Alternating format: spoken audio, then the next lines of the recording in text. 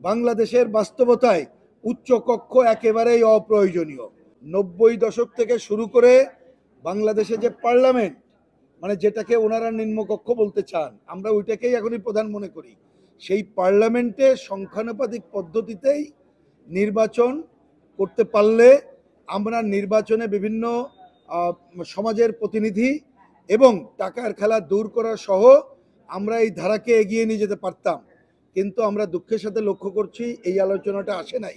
ওনারা উচ্চকক্ষ আলোচনা এনে উচ্চকক্ষ কিভাবে করবে না করবে এটাই প্রধান আলোচনা করেছেন। আজকে আমরা বলেছি বাংলাদেশের বাস্তবতায় উচ্চকক্ষ একেবারেই অপ্রয়োজনীয়। আগেই একটা সুষ্ঠু অবাধ গ্রহণযোগ্য পার্লামেন্ট করা প্রয়োজন বলে মনে করি। আমাদের আরেকটা কথা আমরা তুলে ধরেছি, আমরা যা দেখতে পাচ্ছি প্রাথমিক আলোচনায়, উচ্চকক্ষ মানে হচ্ছে অনেকের বিভিন্ন মানুষকে এখানে নিয়ে এসে তাদেরকে বসানো। কেউ কেউ এটাকে রাজনৈতিক ঘুষদানের কথাও বলতে পারেন, কিন্তু সেটা আমাদের কাছে মূল কথা না। মূল কথা হচ্ছে আমরা এখানে উচ্চকক্ষ নিম্নকক্ষ অপ্রয়োজনীয় মনে করছি। বাংলাদেশের বাস্তবতায় সুষ্ঠু অবাধ গ্রহণযোগ্য একটা পার্লামেন্ট দরকার এবং সেইটাই সংখ্যানুপাতিক পদ্ধতিতে যাওয়া যায় কিনা আগামী পার্লামেন্ট সেটা নির্ধারণ করে পরবর্তীতে যদি করে বাংলাদেশের জন্য সেটা উপযুক্ত বলে আমরা মনে করি।